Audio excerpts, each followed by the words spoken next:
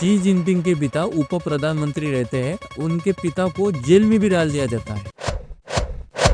देश में red guard नाम से युवा संगठन की स्थापना की जाती है। ये रेड गार्ड शिक्षकों और युवाओं को पीटते हैं।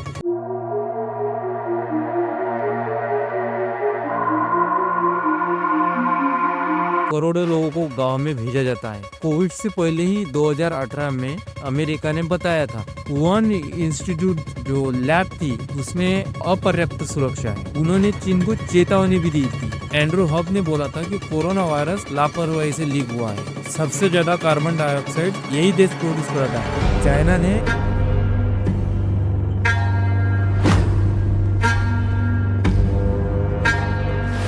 चाइना ने कनाडा के चुनाव में भी हस्तक्षेप किया है। ये देश एंटी चाइना जो लोग होते हैं उनकी इमेज भी खराब करता है। चाइना कोई गेम तो नहीं खेल रहा।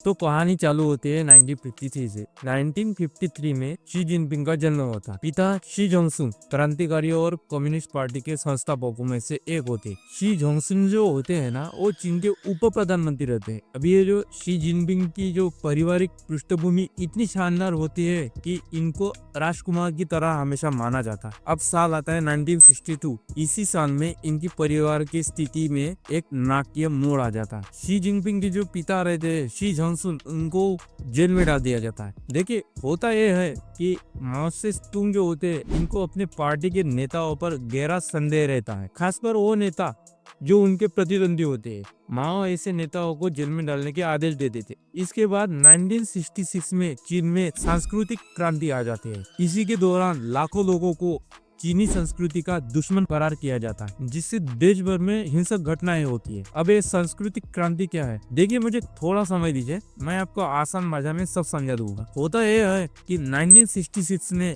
चीन में सांस्कृतिक क्रांति की शुरुआत हो जाती है। चीन की जो कम्युनिस्ट पार्टी होती है वो दिशा निर्देश जारी करती है। इस दिशा निर्देश के तहत सरकार शिक्षा और मीडिया में पूंजी प्रति प्रभाव और पूंजीवादी सोच के खात्मे की मांग करते हैं। क्रांति की इस केंद्र में एक अहम चेहरा हुए तुंग। लिटिल रेड बुक में लिखी माओ के बातों को सबके लिए पढ़ना जरूरी हो जाता। देश भर में रेड गार्ड नाम से युवा संगठन की स्थापना की जाती है, जिनका एक ही काम होता है, माओ की जो शिक्षा होती है उसको देश भर में फैलाना। अब ये रेड गार्ड जो होती है ना, वो देश भर में घूमकर कल्चरल हेरिटेज को नष्ट कर देती है। रेड गार्ड शिक्षकों और युवाओं से पूछताछ करती है, उन्हें मारती है, उन्हें पीटती है। हालात यहाँ तक पहुंच जाते हैं कि 1,60,00,000 लोगों को गांव में भेजा जाता है, जिससे वो मजदूरी कर सके और फिर से शिक्षित हो सके। देखिए, जो रेड गार्ड जो होती है ना, वो अधिकारियों को भी नहीं छोड़ती। हजारों अधिकारियों पर देशद्रोही होने का आरोप लगाया जाता है। इस समय लिू शाओची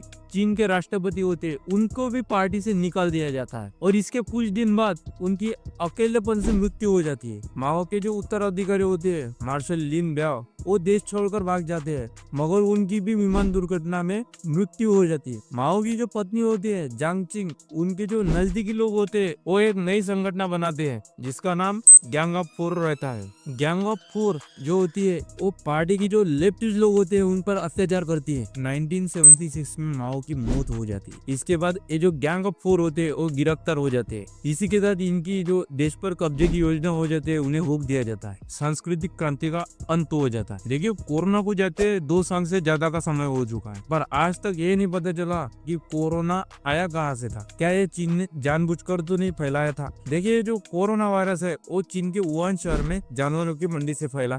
ये वायरस चमगादड़ से फैला, ये सब जानते हैं। लोगों को मानना है कि ये जो कोरोना वायरस है ये चीन के वेट मार्केट से इंसानों में आया है। आपकी जानकारी के लिए बता दूं कि चीन में जंगली जानवरों का इस्तेमाल खाने और दवाइयों में किया जाता है और वेट मार्केट जो है वो इन्हीं जानवरों का मार्केट है। हमने इस पर रिसर्च किया और हमें पता चला कि अमेरिका का जो गृह मंत्रालय है उनके सूत्र बताते हैं कि दूतावास के कुछ अधिकारी चीन के वुहान शहर में स्थित एक वायरस लैब में जैव विविधता को लेकर परेशान थे। देखिए, जो लैब है ना वो उसी शहर में है जहाँ से कोरोना संक्रमण का पहला केस सामने आया था। अमेरिका अमेरिका के राष्ट्रपति डोनाल्ड ट्रम्प इन्होंने पहले ही कहा था कि अमेरिकी सरकार उन अपुष्ट रिपोर्ट की जांच कर रही है जिनमें कहा गया है कि ये वायरस जो है इलाक से बाहर आया है। इसके बाद हमने थोड़ी और रिसर्च की और हमें पता चला कि 2018 में द वॉशिंगटन पोस्ट नामक अखबार ने दूतावास के कुछ सूत्रों के आधार पर खबर दी थी कि अमेरिकी विज्ञान राजनयिक जो होते हैं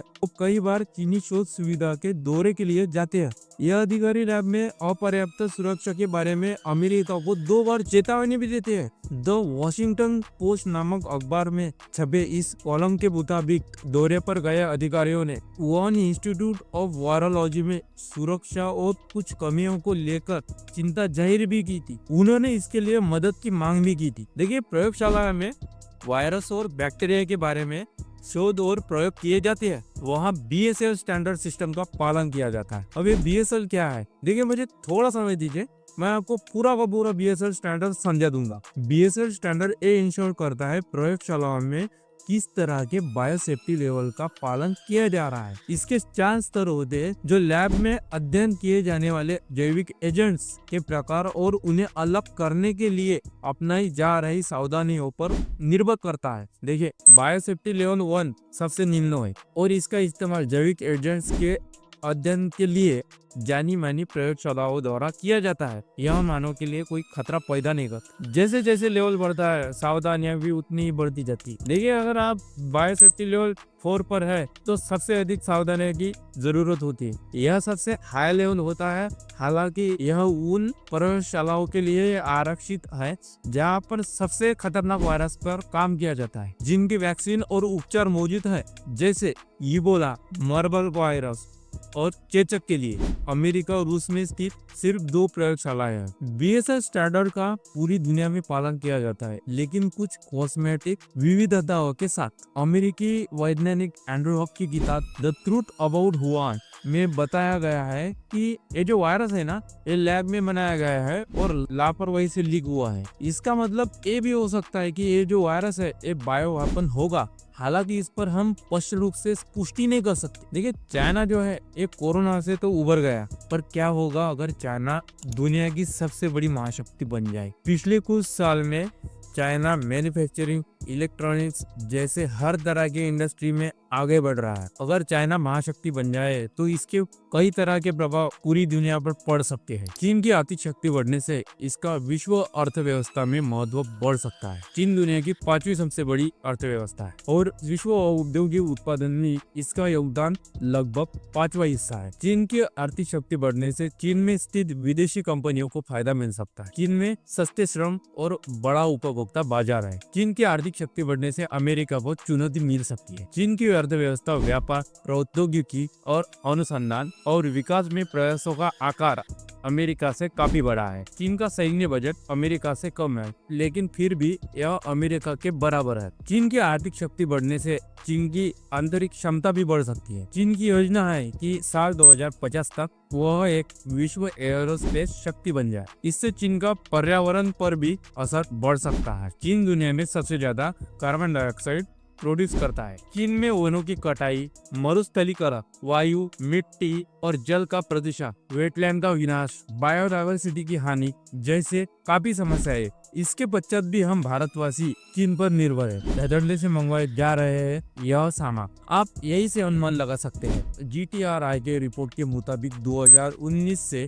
2024 तक चीन को भारत का निर्यात सालाना करीब $16 अरब पर स्थिर रहा है, जबकि चीन से भारत को किए जाने वाले बाकी आयात 2018 और 19 में $70.3 अरब के मुकाबले 2023 और 24 में बढ़कर $101 अरब से ज्यादा हो गया है। भारत चीन से हर प्रकार की वस्तु का आयात करता है। इलेक्ट्रॉनिक्स और इलेक्ट्रिक उत्पाद, स्मार्टफोन में चीन का दबदबा है। Xiaomi, Oppo, Vivo, Realme ये सब चीन की कंपनियां हैं। Television, washing machine, pump generator, air conditioner, engineering की मशीनें ये सब चीन से आते हैं। लोहा, स्टील, एल्यूमिनियम, तांबा ये भी चीन से आता है। फार्मास्यूटिकल सामग्री एपीआई, एक्टिव फार्मास्यूटिकल इंग्रेडिएंट्स, ये भी चीन से आते हैं। कपड़ा, कृषि उपकरण, ऑप्टिकल का सामान, 90% सोलर पैनल, ये भी चीन से आते हैं। भारत चीन से लगभग 14% का कुल आयात करता है। आंकड़े समय समय पर बदलते रहते हैं। 2022 और 2023 के दौरान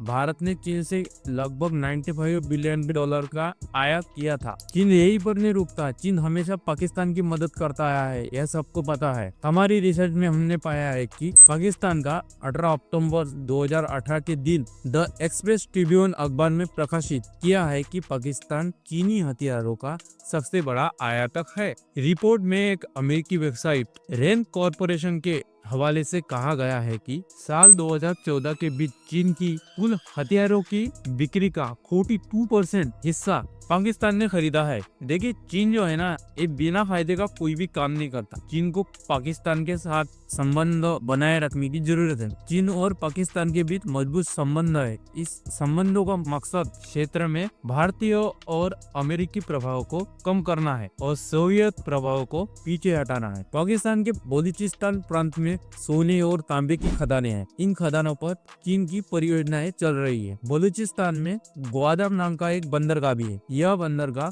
चीन पाकिस्तान आर्थिक गलियारों का मुख्य द्वार भी है। अब बात आती है चाइना के साथ पाकिस्तान की इतने अच्छे संबंध कैसे है। देखिए होता यह है कि 1951 में पाकिस्तान ने पीपल्स ऑफ रिपब्लिकन चाइना को मान्यता दी थी और इस समय पाकिस्तान चाइना को मान्यता देने वाले उन पहले देशों में से एक था। पिछले कुछ सालों से चीन और पाकिस्तान के बीच संबंध एक सर्वकालिक राजनीतिक सहकारी साझेदारी के रूप में विकसित हुए हैं। देखिए जो चाइना है ना, इसने कनाडा को भी नहीं छोड़ा है। आज कनाडा भारत पर ब्लेम करता है कि वहाँ के हार्दिक सिंह का मर्डर भारत ने किया है। देखिए कनाडा एक डेमोक्रेसी है और डेमोक्रेसी में लोगों के हाथ में पावर होती है कि कौन उनके लिए लॉ बनाएगा। लोग उनके प्रतिनिधि को चुनते हैं और उम्मीद यह होती है कि वह ढंग का काम करे। देखिए कनाडा की लिबरल पार्टी पर आरोप है कि 2019 और 21 में चीन समेत अन्य देशों का सीधा हस्तक्षेप रहा, जिसकी वजह से नतीजे प्रभावित हुए हैं और लिबरल पार्टी के उम्मीदवारों को जीत मिली। जिन देशों पर यह आरोप है उनमें चीन, रूस, भारत, ईरान, पाकिस्तान का नाम है। अब बात यह है कि इनमें चीन को चुनाव में हस्तक्षेप करने का मुख्य अपराधी माना गया है। देखिए कैनेडियन इंटेलिजेंस एजेंसी CSIS ने खुलासा किया है कि चाइना कनाडा के चुनाव में हेरफेर कर रहा था। चाइना म्यूनिसिपैलिटी से लेकर पार्लियामेंट लेवल के चुनाव में हस्तक्षेप कर रहा था। CSIS ने पूरे प्रमाण कैनेडियन सरकार और उनके 5 eyes partner UK, USA, Australia और न्यूजीलैंड के साथ शेयर किए हैं। इसी के साथ इन्होंने फ्रांस और जर्मनी को भी यह दावा दिया है। देखिए चाइना जो है ना, ये सबसे बड़ा चीटर है, ये सब जानते हैं। मुझे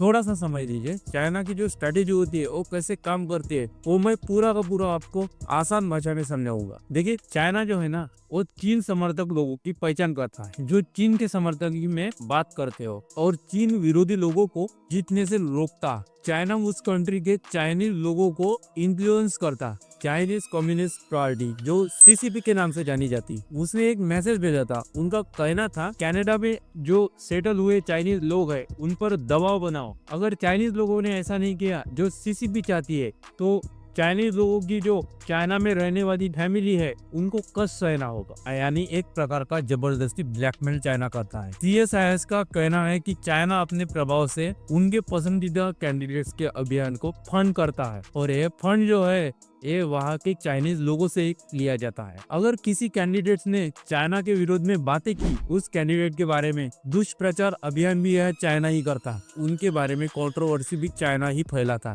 ताकि लोग उन्हें वोट ही न दे। चाइना पूरे देश के सामने उनकी इमेज को भी खराब करता है। देखिए चाइना यही तक नहीं रुकता, चाइना गरीब देशों को अपने डेट ट्रैप में भी फंसाता है। इसी का ताजा उदाहरण है श्रीलंका। 2013 में चीन के राष्ट्रपति शी जिनपिंग बन जाते। जिनपिंग चीन की जो फॉरेन पॉलिसी होती है उस पर बदलाव करते हैं। जिनपिंग चीन की विस्तारवादी सोच पर काम करते हैं, जिसके तहत चीन दुनिया के सामने एक प्लान रखता है। यह प्लान था one belt one road initiative. इस प्रोजेक्ट को पूरी दुनिया के इतिहास का सबसे बड़ा प्लान कहा जाता है, जिसके तहत 68 देशों को जोड़ा जाना था, जिनमें दुनिया की 65% आबादी रहती। देखिए ये जो प्रोजेक्ट है ना, जितना अच्छा दिख रहा है ना, उसके पीछे की सच्चाई भी उतनी ही भयानक है। इसको आसान भाषा में समझे तो चीन पहले आर्थिक तौर पर कमजोर देशों को इंफ्रास्ट्रक्चर खड़ा करने के लिए कर्जा देता, जिसकी कुछ शर्तें होती है। जब वो देश कर्जा लौटा नहीं पाता तो चीन अपनी मनमानी करता है और उस देश की जो संपत्तियां होती है उसे हथिया लेता। चीन दुनिया का सबसे बड़ा लोन देने वाला देश है। 2020 तक आर्थिक तौर से कमजोर देशों को $170 बिलियन का लोन चीन बांट चुका है। American research agency AidData की माने तो चीन द्वारा विकासशील देशों को दिया लोन आधे से ज्यादा लोन चीन की बैलेंस शीट पर दिखाई ही नहीं देता। देखिए ये जो लोन है ना, एक चीन की सरकार द्वारा सीधे तौर पर नहीं दिया जाता। यह लोन देने का काम चीनी कंपनियां करती है। इसे चीन का हिडन डेप्ट कहा जाता है और इस हिडन डेप्ट के शिकार अभी तक दुनिया के 40 देश हो चुके हैं। देखिए श्रीलंका ने 2007 में हम्बनटोटा पोर्ट बनाने के लिए चीन से पहली बार कर्जा लिया था। इस कर्जे की शर्त होती है कि श्रीलंका को हम्बनटोटा पोर्ट का ठेका चीन की पसंद की कंपनी को देना होगा और इस तरह चीन की चाइना हार्बर कंपनी को पोर्ट बनाने का ठेका मिल जाता है। 2010 में यह पोर्ट बनकर तैयार होता, लेकिन धीरे धीरे श्रीलंका पर कर्जा बढ़ता चला जाता। 2016 के आसपास चीनी कंपनियां अपना कर्ज का पैसा वापस मांगना शुरू कर देती है, लेकिन श्रीलंका के पास पैसा नहीं होता। तो 2017 में